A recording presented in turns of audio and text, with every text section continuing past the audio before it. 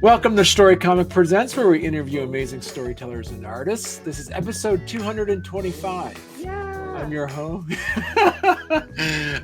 I'm your host, Barney Smith of Storycomic.com, and we're excited to have with us the highly talented and internationally acclaimed children's book author, Amy Barron. I don't know about that, but thank you for that lovely introduction. Great to be here, It's Barney. true. It's true. You are internationally acclaimed, though. I am internationally published, yes, or Yeah. will be, See. yes. Well, because I saw you do have some things in different languages too. Yeah, your book's been translated in different languages. Yeah, so right now it's out in English in the US and it's soon to be released in Chinese. And then it was picked up by a Korean translator, a Korean publisher, and it will be released in Korean in spring 2024. So I just heard about that last week. That's awesome. Thank And so you. I got so many questions for you, and I gotta say, I'm really excited that we're able to connect, and I was very excited that my daughter, who just turned 6, was able to read your inaugural book, The Me Gentle too. Bulldozer, and she had a blast with it. So what I'm gonna do, she actually recorded a question before we went live. So what I'm gonna do is Oh, wow. she was really nervous, so she kind of read it kind of fast, but either way, so I'll translate it after the fact. But That's awesome. All right. I hope I can answer it. all right, here you go. Hello, my name is Jordan. So I have two questions. I really want about what does the bulldozer do? So does the bulldozer dig, or does he actually help his friends? There we go. Okay, so she said, "What does a bulldozer dig, and does she help her friends?" That was the question. So Jordan is so adorable. That's a great question. So generally, this is actually Jordan asked a very good question that leads into kind of a funny story because generally, you think about bulldozers pushing and their blades are against the ground and they're pushing around. And that was actually something that came up with the editor because in the scene with the farmer, the bulldozer's blades in the air. And it was funny because he actually brought to my attention, he's like, kids are very knowledgeable about construction trucks. Do you think that's okay? Or do you think that that's actually something that we should consider changing? And we were saying, well, we could call the story the gentle front loader or something like that, but it doesn't have the same ring as the gentle bulldozer. So this bulldozer pushes, and maybe he's a little bit of a special bulldozer. Some, technologically advanced bulldozers we learned actually can lift and twist their blades a little bit. So it's somewhat exaggerated. And yes, Jordan, he also helps people.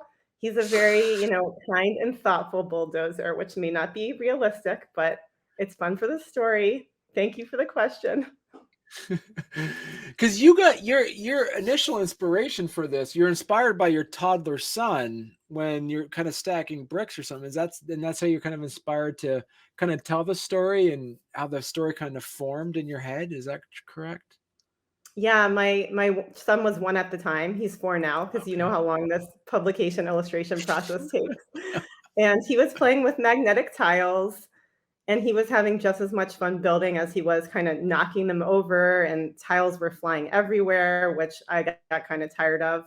So I said, "Why don't we see how gently we can stack and, how tall of a tower we can make?" And my mind just started, thinking about a bulldozer that's what he wanted to do. He didn't wanna do any of the knocking down. So kids can provide a lot of inspiration for, Yeah. stories. You kind of got an inspiration to have a story. How did it? 'Cause there's many parents that watch and listen to this, or many parents will be interested. Is that you always kind of get this inspiration of imagination from your children, but how did you actually take that and say, I want to make a book about this?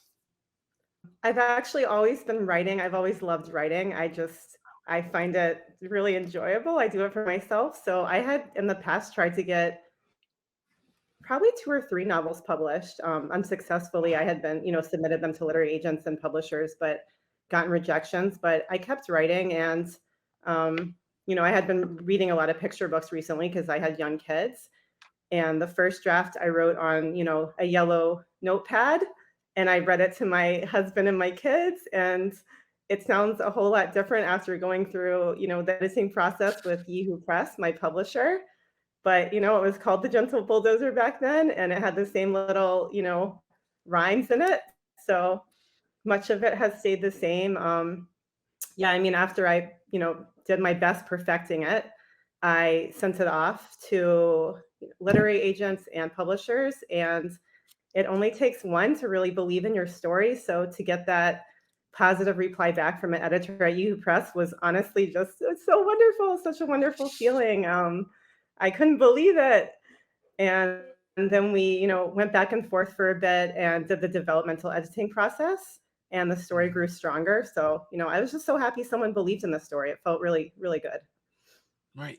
So the developmental editing process of that, how different was your first draft that you submitted to the final product? How different is it? It was quite a bit different, really. Okay. I think the pacing, obviously I'm a new author. I'm still in the learning phase. And, Mm, he kind of helped me get the pacing down. Um, and then even after that, it went to someone else to do what they call the line editing, which is kind of, making sure your choice of words is correct.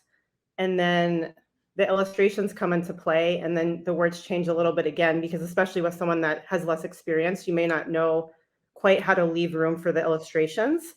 So I learned a bit about that and changed a few words there. And then you have the final proofreading. They do usually three read throughs, and then you get to see the whole book on the computer, including the cover and your about the author, about the illustrator, and everything like that. So yeah, it's quite a long process, and it's really definitely not just one person. I feel like it right. really is a team effort. So how did that work with your illustrator? Yeah, Rogério Coelho is such a wonderful illustrator. I'm just so thrilled I got to work with him. He's in Brazil, so we were just communicating by email, but he's very experienced, and he did a wonderful job really, showing a bulldozer with feelings. I really believed it when I looked at it. I was like, the bulldozer is actually very sad there.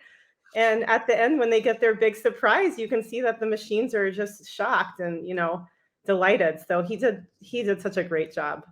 Right. And how much did you, was you're working with the illustrator, did you work directly with him or did you have to go through the publisher for that? Um, there was some emailing back and forth more to introduce ourselves. Okay. But yeah, in general, the publisher and the editors were always, on the emails. And being a new author, since then I've heard people say, "Oh, I put notes here, put notes there." I didn't do any of that being a new author.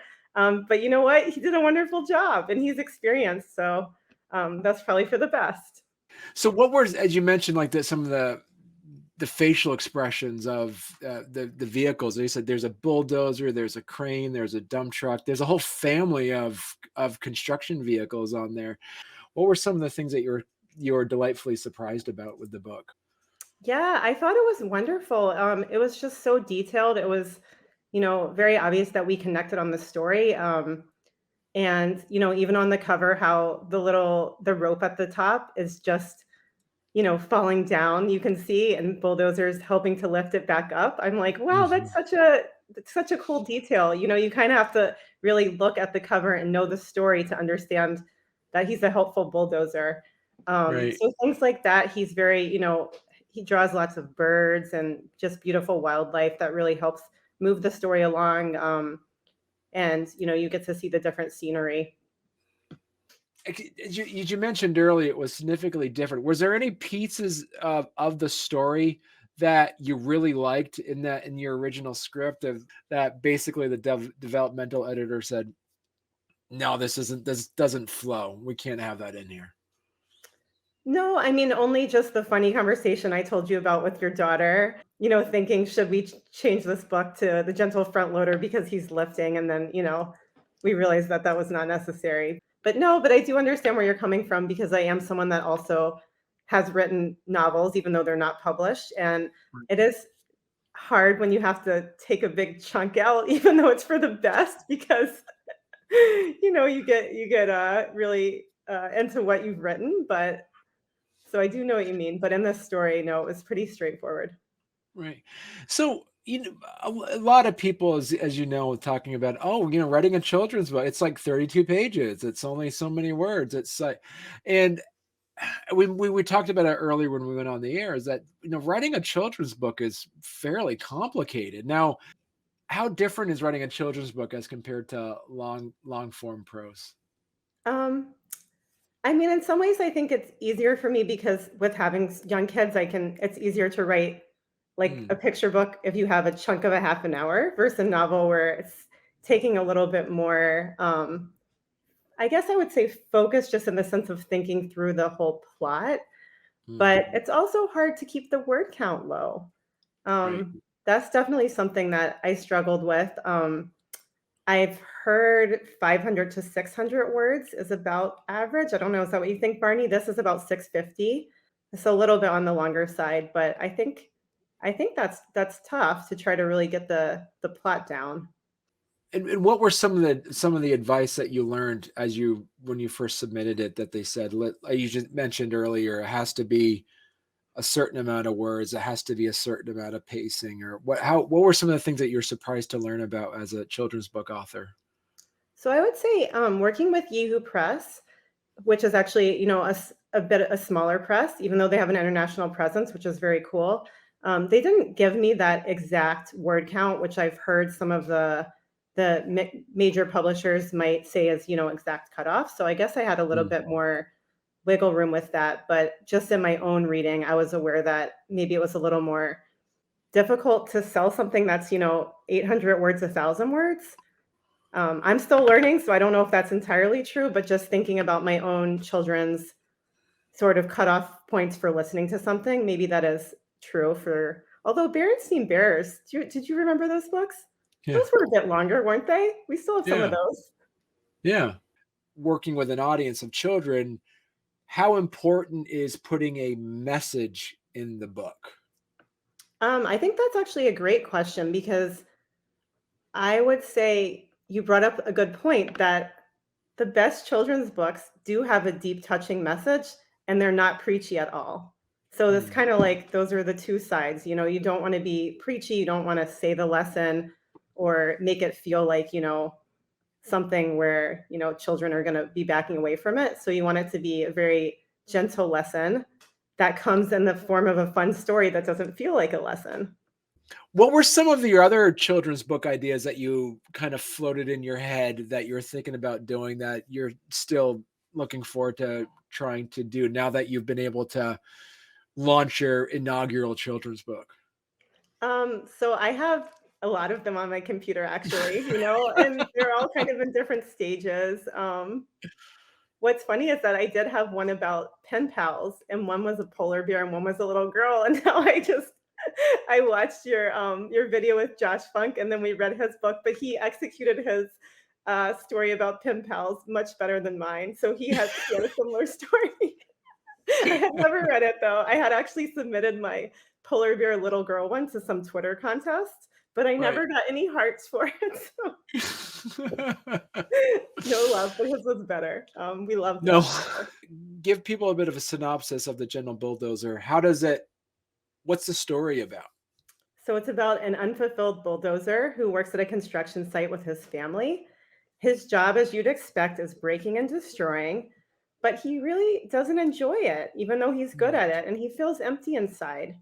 So he's basically having an identity crisis. He's a bulldozer, but he's gentle. What is he supposed to do?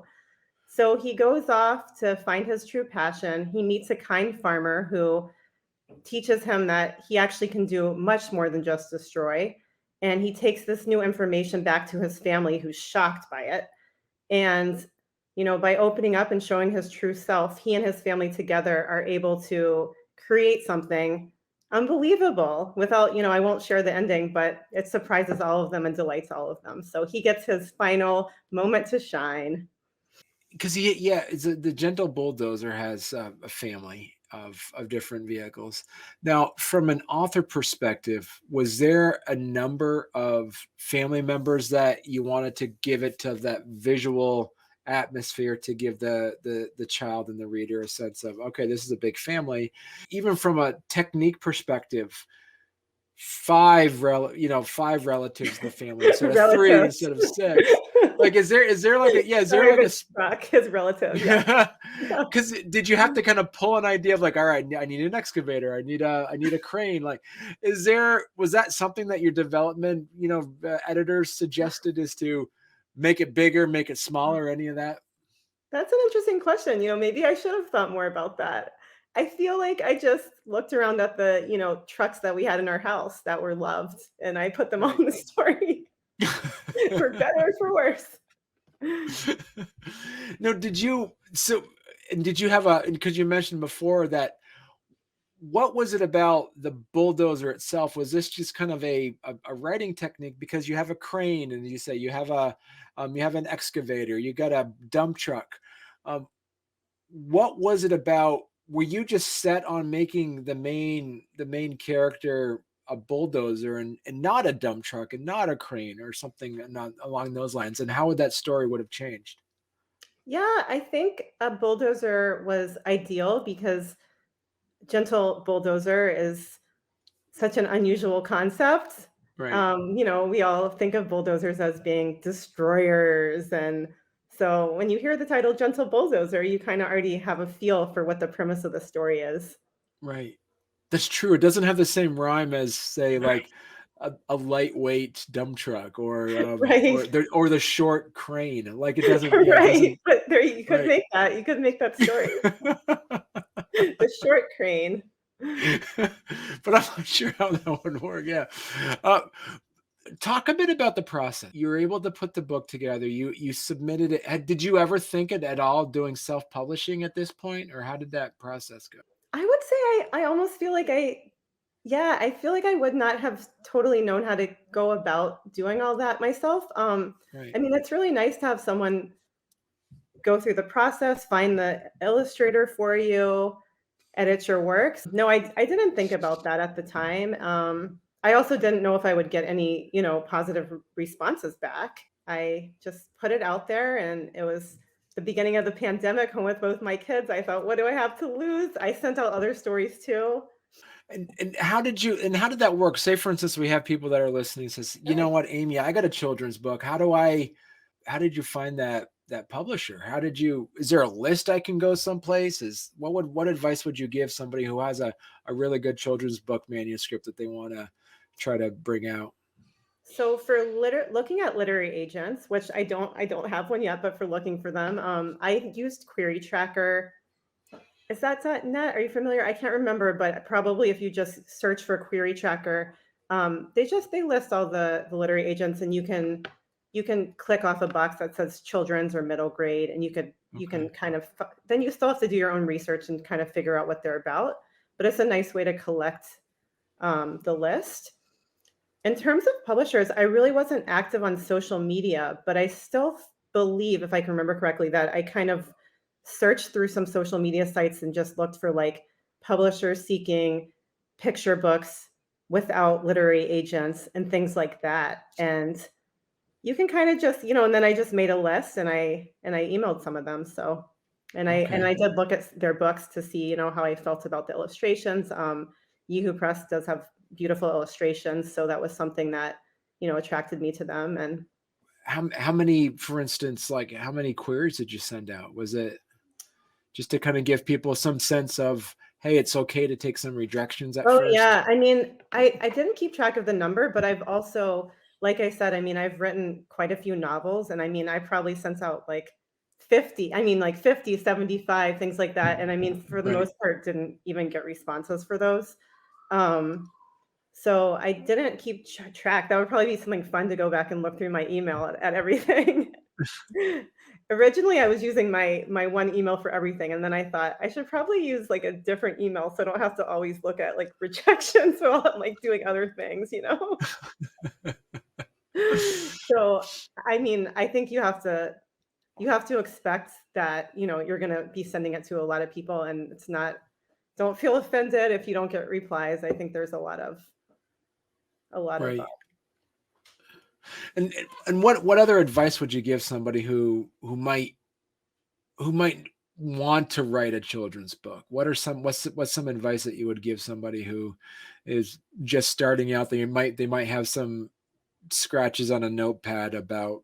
One concept that a writer pointed out to me, he asked me, can you, tell me what one of your novels is about that's not been published? And I realized I was having trouble telling him. And he, reminded me of this concept of high concept fiction, and how, not that this is a way you have to write, but if you're really looking for an agent and you don't have any background with them and it's your first book, that, if you have a premise that really gets the audience hooked and it can be explained very easily, that may be something that's easier to sell both to an agent, and then for an agent to sell it to a publisher, and then for a publisher to sell it in a bookstore and things like that. So that was something I learned, and now when I'm writing a novel, or even with The Gentle Bulldozer, which is a higher, kind of more of a higher concept title, I have thought about, okay, how can I sum this up? And what's my premise? And so that's actually something that I've thought about before I started writing now.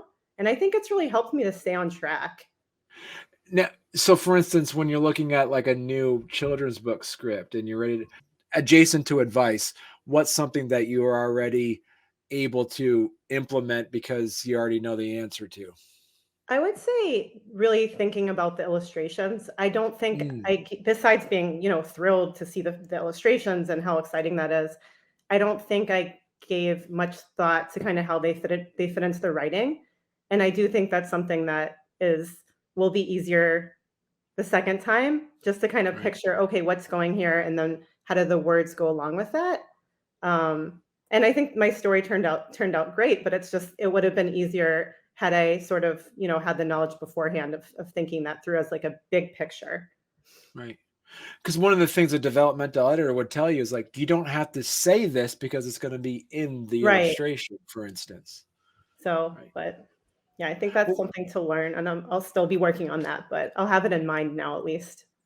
Yeah. So the important thing, as you said, is like the illustrations complement the words, and the words complement the illustrations. What were some of the things that you might have written out that you described that your editor says you don't need to say this section because it'll be drawn in, for instance? I can remember just towards the end of the book, I really was like just writing things out that then once I saw the illustrations, it was very obvious, even if a 4-year-old's the audience, that I'm like, I can get rid of those words, which is great because it's less words.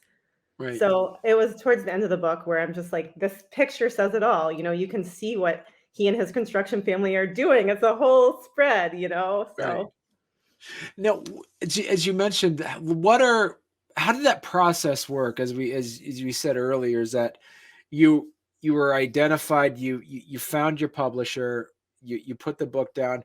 How much back and forth happened between you and the illustrator in that? Did it happen a couple times, or was it here, it's all done? Did you get to see like thumbnail sketches before things were finalized? How did that work?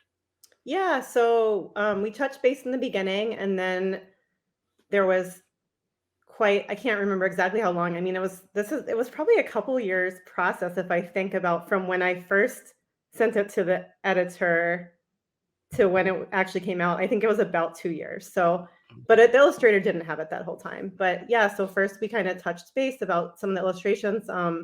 One thing that you do that I would say they probably, because they're more experienced, took over, and then I saw, was you have to map out which pages are going to have which words. Some pages have more words, some pages have one sentence.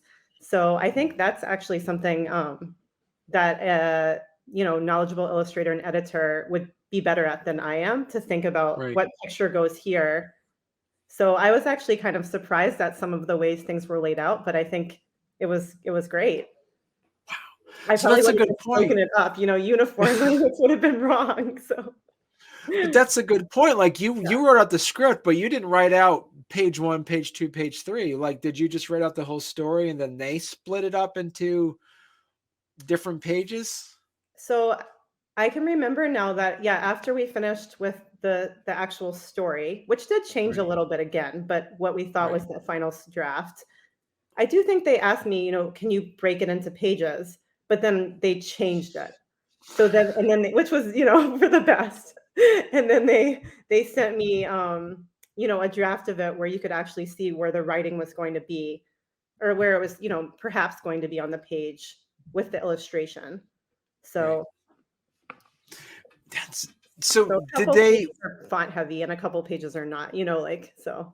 Right. So did they actually, for instance, like in, not giving away the story, but like say like the scene with the tree, was that ever like say Ooh, that could watch mean yourself. anything. That could mean anything. Yeah, it could mean anything.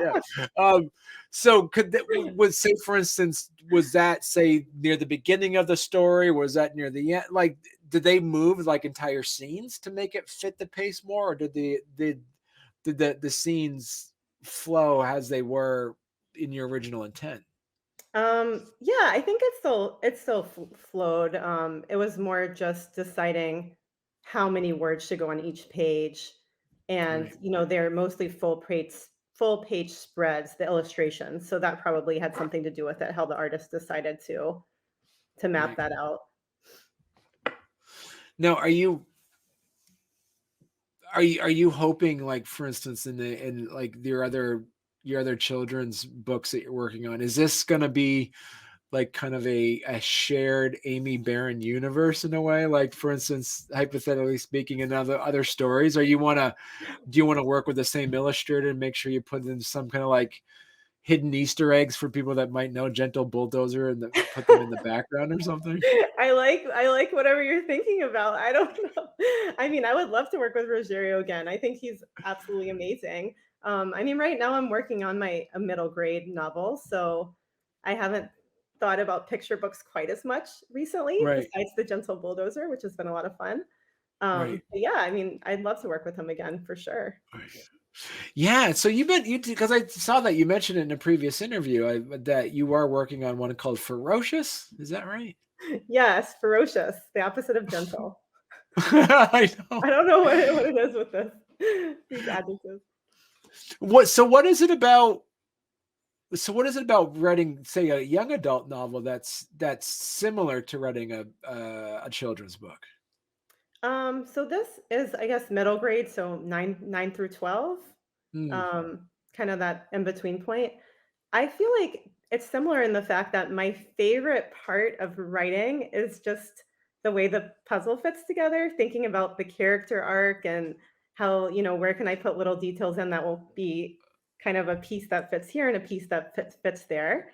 So in that sense, it's the same. And that's really the part I love. I'm still working on the writing part. I really am. I'm still working on how do I explain this setting and, in a novel and make it sound pretty and this and that. But I love the puzzle part. That's what's really fun for me. right. And so what kind of and how as you mentioned earlier too is like your children being your inspiration. How much inspiration do you see uh other aspects of your life coming in for your writing? Um, I would say that my writing's not autobiographical, but at the same time, having a 9-year-old daughter has helped me because it reminds me kids really do like adventure. And, I like to write a lot about, like, the emotions and how the person's feeling and their internal thoughts, but I think it's really reminded me, they love all of the drama and the action and the big plot, so I think to be able to combine those 2 is great for, like 9, 10, 11, 12-year-old audience, and, I'm trying to map out the internal plot as well as the external plot together. Right. And so does that involve a lot more developmental editing on your part, or and content editing? How does that work for you? So right now I just have about 1 draft, and like I said, this is maybe my 3rd or 4th novel, so that's really the Right. main way I learned, which was by writing, but the other ones are unpublished, and they will remain that way, which is for the best, and my husband is my 1st reader, and my mom is my 2nd reader, so that will And be my team, and then, I'll see what they do, and then maybe I'll turn to some friends in the writing community. right. I had someone at my school read one of my other novels, very generously. So, Hmm. Now, how does that work? So, for instance, some people say, you know what, how do you find those beta readers that aren't like, say, friends and family? Right. Your husband and your mom, and your kids. They're pretty honest though, I have to tell you. Like Yeah. it does make my husband and I bicker a little bit. I'm like, "You that's how you feel?" Um, Yeah. he's not, yeah. Um, yeah, there's a, author that goes to my daughter's school that I met. So she, read one of my books, which I really appreciated, and she had her daughter read it after as well, which I thought was great. And she wrote me comments. And, we talked before we went on the air about how we were doing, these writing groups, the Society of Children's Book Writers and Illustrators, and how, we had a common friend through one of those groups. So Right. I think these are all great ways to connect. Yeah, even through Zoom writing groups and things like that, and trade manuscripts and beta readers. Right. Now, what are some of the benefits of connecting to other writers as well? It's because, writing is such a solitary profession. Uh, what are some of is it benefits from being able to share experiences, or just, share frustrations, or also like really good techniques that you're able to learn from other writers? Yeah, I mean, I think it's all of those. Mm, I wasn't active on social media at all before my book came out. I wouldn't say I know social media well, but it right. is nice when people support you. Like it feels really good.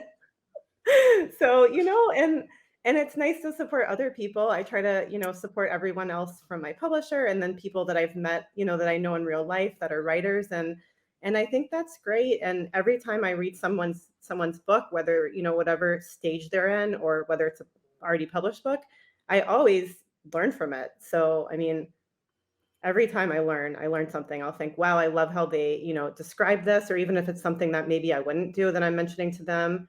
Um, I'll try to remember that for myself, oh, this is repetitive. I do that too. So I feel like reading and talking to other people is just a very important part of the process for me. Right. And so we're talking about, so the Gentle Bulldozer, it is available now. People can get this book now. It is available. If somebody wants to get the Gentle Bulldozer, where's the best place they could go to? So yeah, you'll see on my website, I have a list of my local bookstores that are carrying the book. I also have a link to the Amazon website online. So yeah, amybaronbooks.com. Okay. And as you mentioned too, so make sure, please, for those that might be like, go to your local library, ask them to pick up the book as well, and have it in your local library That's too. a That would great be really suggestion. Yeah, I definitely do yeah, that too. perfect. So Amy, if people want to learn more about you, where's the best place they could go to? Right there, amybaronbooks.com. Okay, perfect. Yeah, perfect. All right. Well, listen, Amy, when Ferocious comes out, you got to make sure you come back on the show, and we're going to Oh, talk more thanks, about your new Barney. I'd books. love to. Yeah.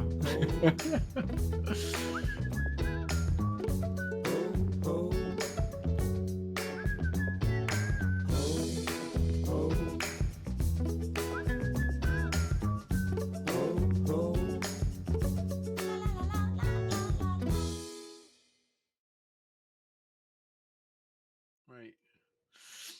Now, so we mentioned before, like you're an optometrist by, I was gonna say by trade, but it's not a I trade. But trade, yeah. you're like, I mean, because I'll edit that part out. Let me start.